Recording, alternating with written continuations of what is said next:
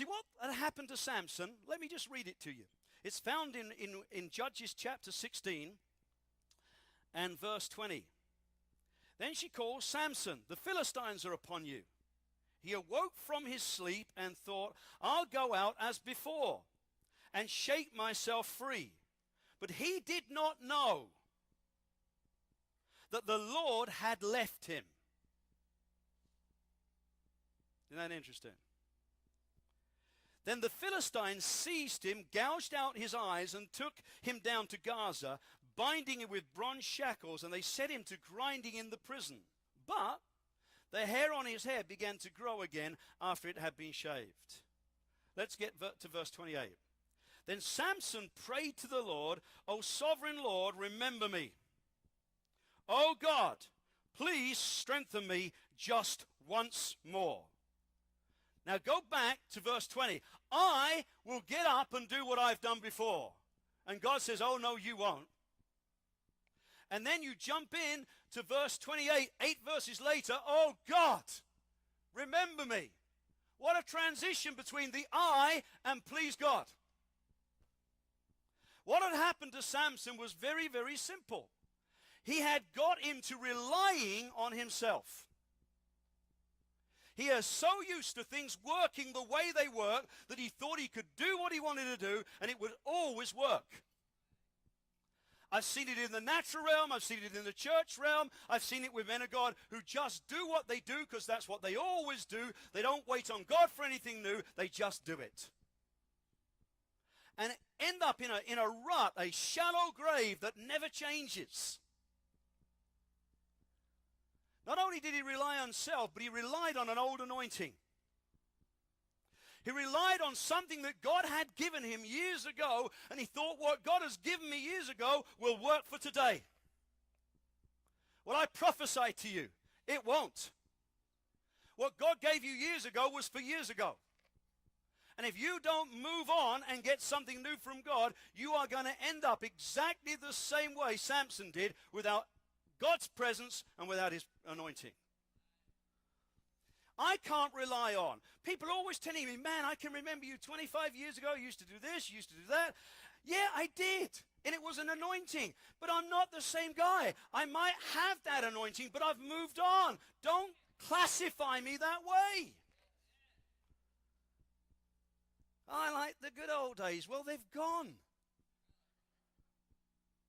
If you don't let them go, you might as well go home. We'll sing I'll Fly Away, get a ship and send you. Because you're no value anymore. I was thinking out loud. I was born in 1953, 8 years after the war finished. Now, a lot of you hear about the war here. It's nothing compared to what the war was like in Europe, unless you're one of the troops. They blew Britain to pieces. And I was literally 8 years afterwards, and from when I was about 3 or 4, all I could hear was, oh, the war, the war, the war, the war. And I got to, a young teenager, and I thought, my God, I'm so sick of hearing about the war. Now think about this. I'm a teenager, and 20 years ago, the war had finished. 20 years ago, this church started. I can remember everything. But the problem is the generation hadn't moved on. They had stuck there. And what I hate in the church is a previous generation trying to say this is God and that isn't. I hated older men when I first got born again telling me, oh, in those days, oh, in those days, oh, in those days, but today. And I remember saying to one guy, I wasn't trying to be rude, but I got so mad. I said, well, who lost it? You or me? That's the gift of the prophet, thank God for them. Stop talking to me about what isn't anymore and tell me what you're doing.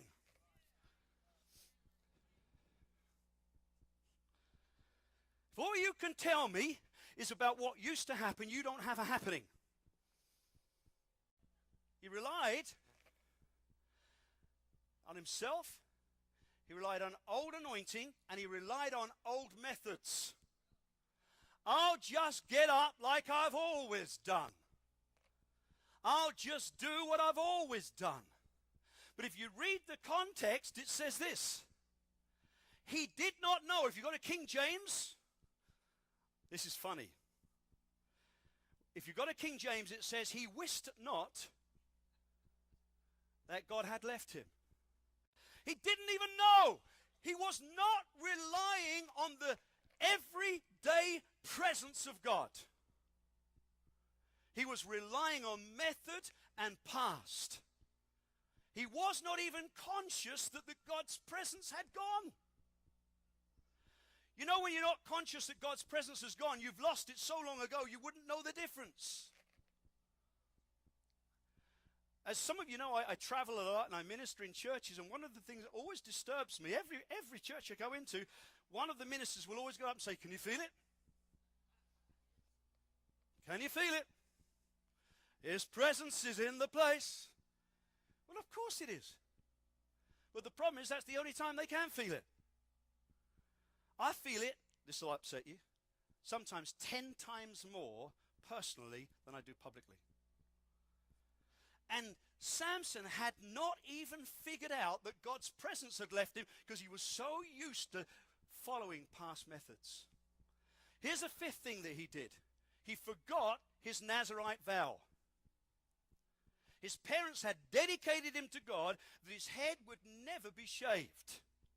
And he told Delilah, cut my hair.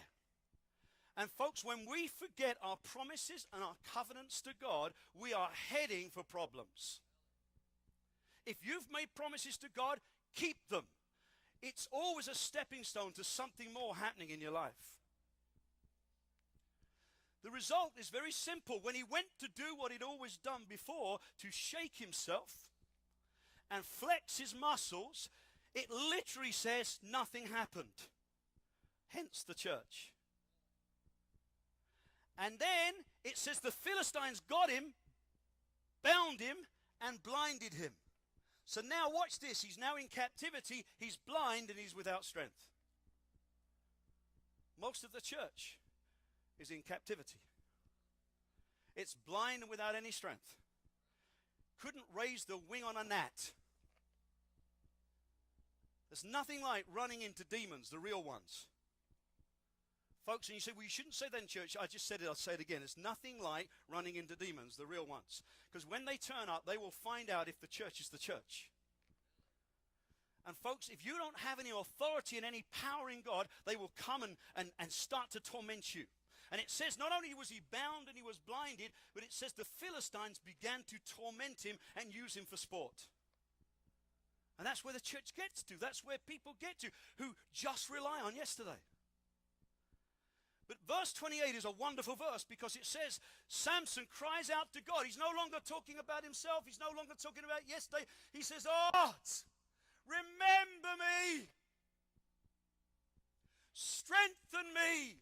I'm not relying on yesterday. I'm not relying on anything from the past. I'm asking you, oh God, to remember me and to strengthen me." And the Lord moves on him, and once again, he's used in the power of God.